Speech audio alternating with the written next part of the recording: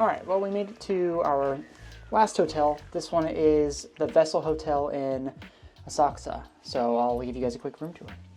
So you have a little Genkan entry area. Take your shoes off. This is what we see when we walk in. A bit more spacious than our last place. Not bad. Fridge, desk, TV, standard bed. Just the usual. And then we have a little balcony, which we've yet to see if it opens up. But did you try this, Lauren? No, there we go. Yeah. So you do have a little balcony area. It's a little bit tricky to get to. You kind of have to walk over the bed to get here, but not a bad little view. Check out the cityscape. Pretty cool.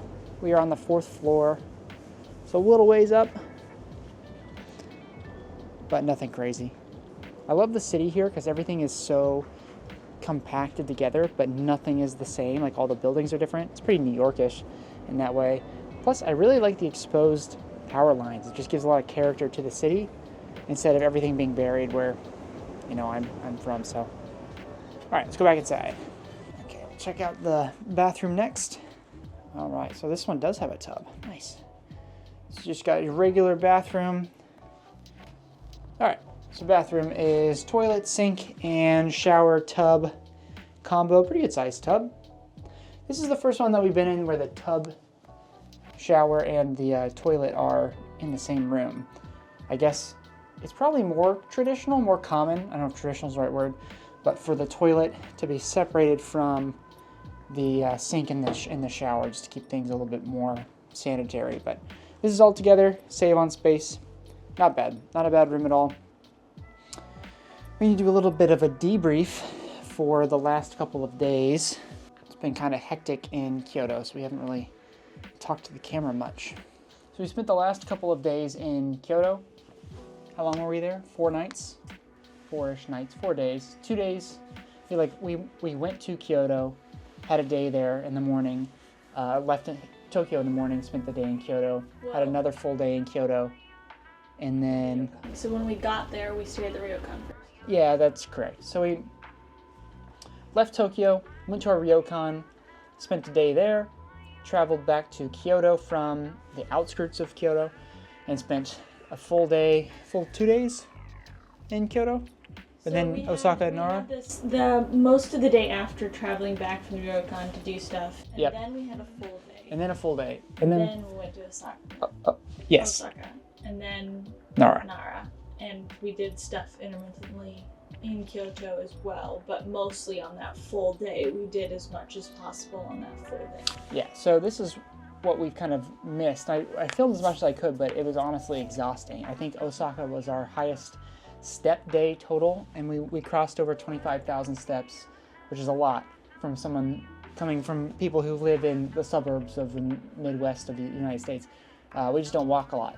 So 25,000 steps in Osaka. We spent a lot of time doing some shopping, eating a lot of food. Dotonbori, of course, just the food capital of Japan, basically, which we'll put some clips in here so you guys can see as much of that as possible. Super cool. Very, very cool, vibrant city. Food was great. No surprise. But after that, we, like I said, we went to Nara the next morning. Or we actually went to Arashiyama Bamboo Forest. Pretty awesome. I've heard some people say they didn't care for it as much. It's a little bit out of the way, but it was very cool. Especially if you go early, it wasn't very packed, and it was kind of serene. The bamboo is 40, 50 feet tall, and the forest path isn't super long, but you get to really enjoy being like immersed in it, which is pretty cool. I liked that a lot. I thought it was very worth it. I feel like if anybody had complaints about that, they would maybe thought it was supposed to be longer. It's not like the bamboo forest itself is not like super huge in terms of like walking length, but there's definitely enough space to enjoy it and get some cool photos. And then there's a big park like surrounding it. And if you're doing other things, like there's the monkey park and there's some like cafes and things that you can do as well over there. We mostly just did the bamboo forest and then kind of sat down in the park nearby and kind of just enjoyed the ambiance. Yeah, we foregoed the monkey park just because we were trying to get to Nara as soon as possible. Unfortunately, that is the one day of our trip where we knew it was going to rain. So we had about 3-ish hours once we were done with Arashiyama to get to Nara before the rain started. And we just wanted to kind of experience the deer park and everything around there prior to the rain, which we were able to accomplish. And the deer were so fun. They were really like nibbly and bitey and poking at you. People say they were aggressive. They're just a little pushy, and they're not going to hurt you, not unless you piss them off. Then I wouldn't do that. But yeah, if you're respectful to the deer, they were just like, give me those little crackers, and it was super fun. They fight each other more than they fight you, because they're competing to get the crackers from you. We did see, I mean, we were there a while, but there was 1 or 2 times that they kind of like kicked at each other. Mm-hmm. And I could imagine, like, if you have like a small child, I wouldn't let them just go run around, because they could easily get hurt by the deer just because they're tiny. Yeah. But overall, like, if you just kind of walk away, they'll if you walk away, they'll leave you alone. They'll maybe follow you a little bit, but they'll leave you alone. Yeah. The only thing that we experienced is they would like nip at you. Like, if they knew you had more, they would just kind of be like, hey, and give There's you a little some clips. We'll show you. a little pinch. But other than that, as long as you're nice to them, they're not going to really mess with you that much. After that, we went to a couple of the temples nearby. And we'll put those again on the screen. I don't remember the names, but but the big Buddha temple. Oh my gosh! Probably one of the coolest ones we saw. Not even just the Buddha itself. The temple was enormous. Yeah, huge temple. Absolutely enormous. Wasn't expecting that. And you go in, and this Buddha, I think the body said it was 50 feet tall, and the head is like 17 feet tall. So the whole thing was probably, pushing 80 something feet tall. It's impossible to show you how big it is on the screen. So what you're seeing, it just is absolutely gigantic. And we were saying it's surrounded by these little Buddhas sitting down. Those are about as tall as a person standing up. So if you have that scale, it is enormous, and it's encased in this enormous shrine. Absolutely mammoth. So you walk through these gates, and you're like, oh my god, these gates are huge. And you walk past them, and you're like, holy crap, this shrine is gigantic. That's beyond those gates. And it just keeps going.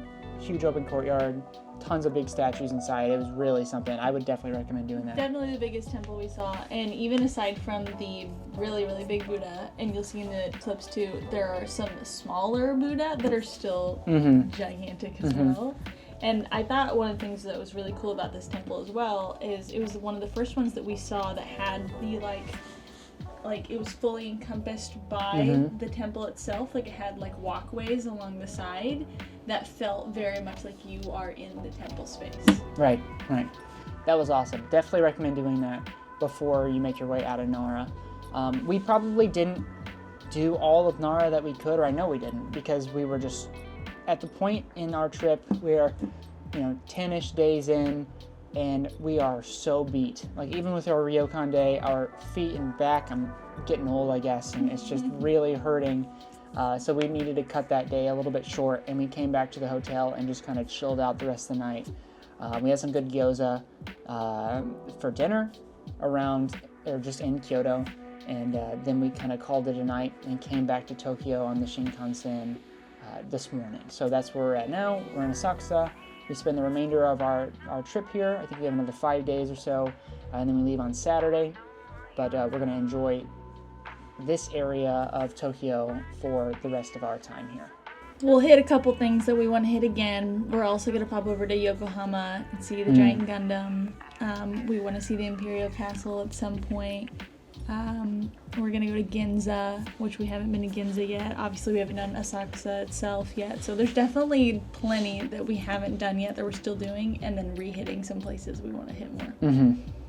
In Osaka, we went to the castle in the morning.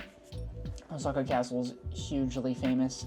If you think of Japan, you probably think of this place. Big white castle, green roof, surrounded by a moat, which is pretty awesome.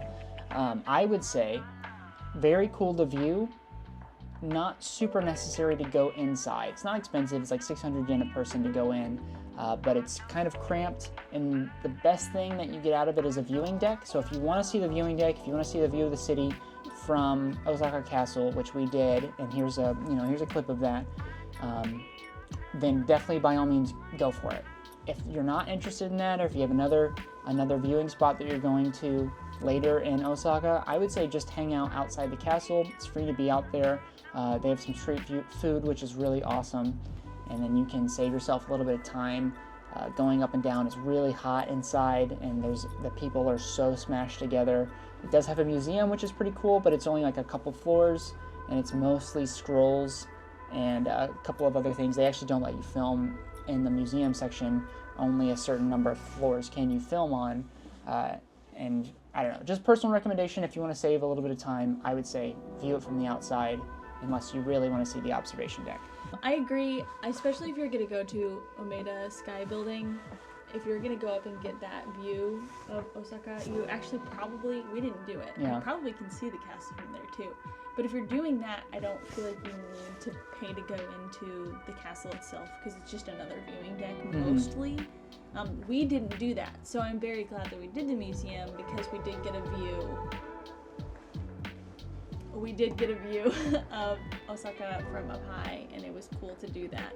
But if we had done Umeda Sky Building as well, it would have been like, that was... Yeah, probably at least. Yeah. Did we do anything after Osaka Castle? Or was it just straight to... We went to the aquarium. Oh, yeah. We went to the Osaka Aquarium. That was pretty cool. They didn't have a ton of different, like a variety of different sea life that you could see, but their viewing setup was really cool. They had like 5 different floors where you could see this giant tank that had a couple whale sharks in it, a bunch of different stingray, tons of fish, hammerhead sharks. There was a section for dolphins and sea lions and a lot of penguins. But it was set up really neat. I definitely think it was a worthwhile thing to go do. It wasn't expensive. It was like 2,700 yen a person. So, spend an hour and a half or so in there, hang out at the cafe afterwards. It was a good way to spend your time It's a good way to mix it up too, because it just, when you're doing a lot of just walking through streets, you can sort of become blind to how cool the areas you are in are. And it's fun to just like go look at something different for a little bit, and then you come back out and you feel a little refreshed. Mm-hmm. Yeah. After the aquarium, we went to the Fukutaro pancakes, those famous pancakes you see. And like you said, they aren't really pancakes. It's kind of like flat takoyaki. Yeah. Really good though. And there's a lot more in spot. them than in takoyaki too. But yeah, they're good. A unique meal. Definitely. Because you could easily just eat noodles and sushi for every meal. So it's fun to do stuff like that you're not going to get that anywhere else. Mm-hmm. We went to the Lion Shrine. Yeah, we did do the Lion Shrine early in the morning in Namba. It's not a big shrine. It's mostly just to look at the lion head, but the lion head is really cool. Super cool. We hit it early enough that it was not hard to get a photo individually with the shrine. It was easy. That's probably my recommendation for any shrine. If you have a shrine, I would do like one a day if you can. If you're hitting a couple a day, it's going to be hard to do this, but just hit the shrine first.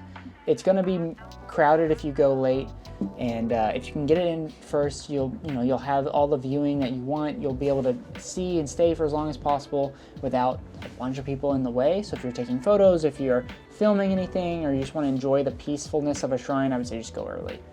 There's a counterpoint to that.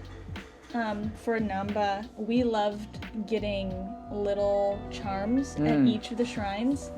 Namba's little shop that had them for sale wasn't open when we were there, so I think that's the only shrine that we purposely went out of our way to go to that we didn't get a charm at. Yep. Which is fine, not a big deal, but that is something you risk if you're wanting to get something like that. They don't sell much more than that. They have a couple little trinkets and things.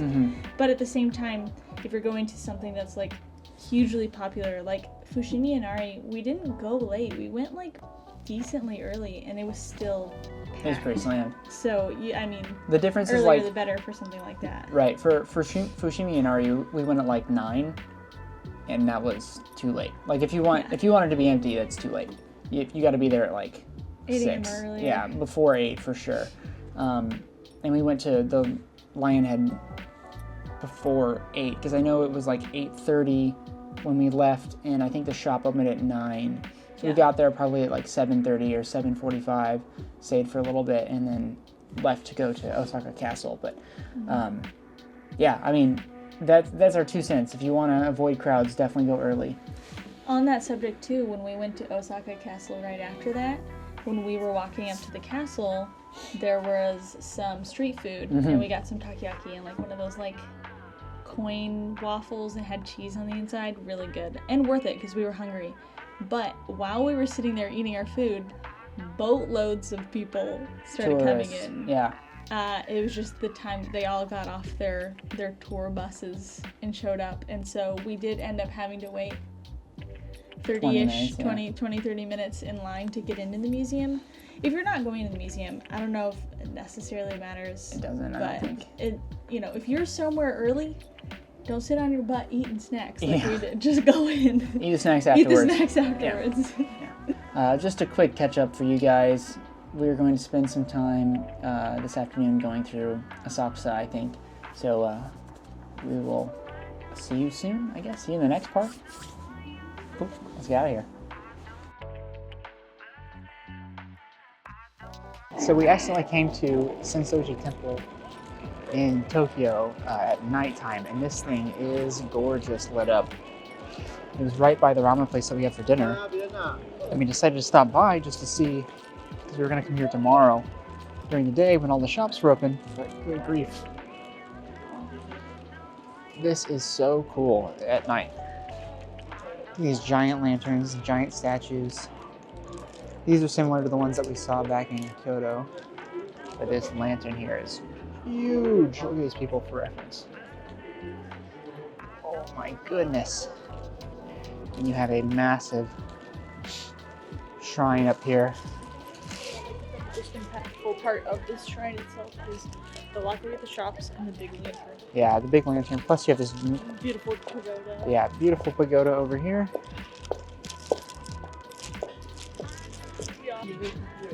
We've been trying to collect one of these from all the shrines that we go to. Yeah, I See think what else this is there's. most of the options. Yeah, we'll probably do this one. I like that The one. one up here is Have I mentioned how much I love these vending machines? These are so cool.